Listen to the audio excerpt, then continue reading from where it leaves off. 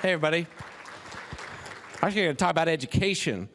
Where did you learn the most?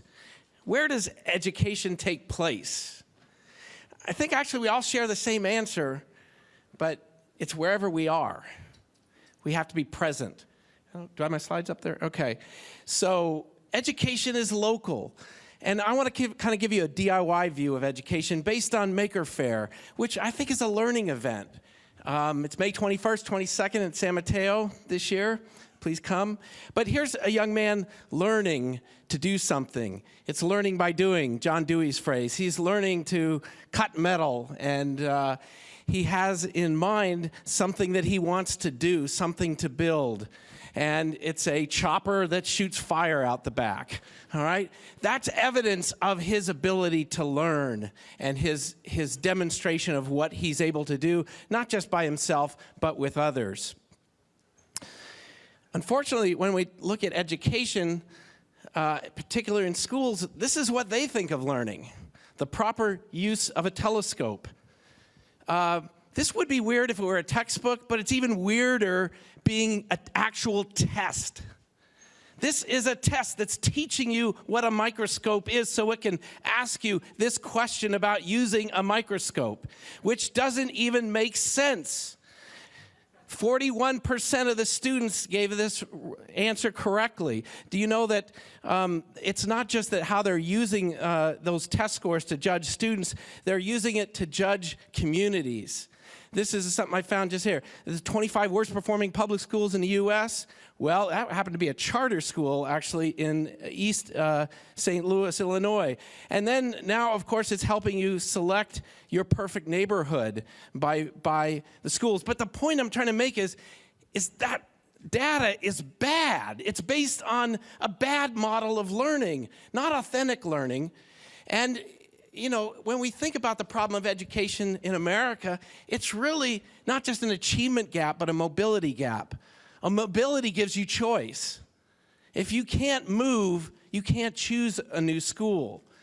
And so I want education to be free and open. Not free as in free beer, but free as in freedom. And open as the internet, open as the web, open as open source. But kids today are actually hardwired into their schools, whether it's a private school, a public school, a charter. That's where they're told they learn. And they don't have much choice about that once they're in that system.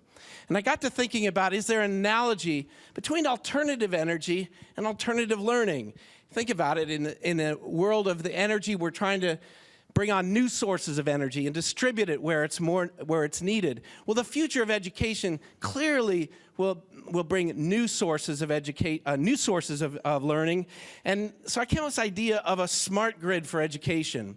How could we connect new sources of learning and distribute it more equally across to everyone? Now, I particularly focused on informal learning because that's what I see from MAKE. But these are all kinds of workshops, classes, things that occur in any community. This happened to be Chicago. And they could be organized by neighborhood. And we can actually tell a lot about the community by how many of these kind of resources are available. And what if we could find these resources as easily as we could find a restaurant using OpenTable?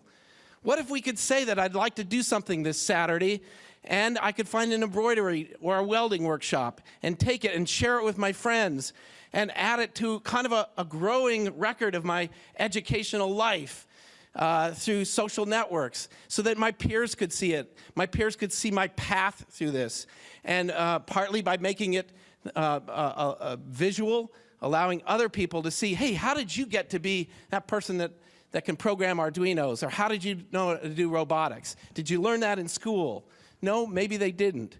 So my idea is that students want to become producers of an education for themselves, and that education will come from many sources. It comes from all parts of their life, all parts of their community. And part of our challenge is to weave together the physical and the digital, the local and the global, into something that we can understand and see and share with each other. Because education is something we do for ourselves, we do it for our family and our community. Thank you very much.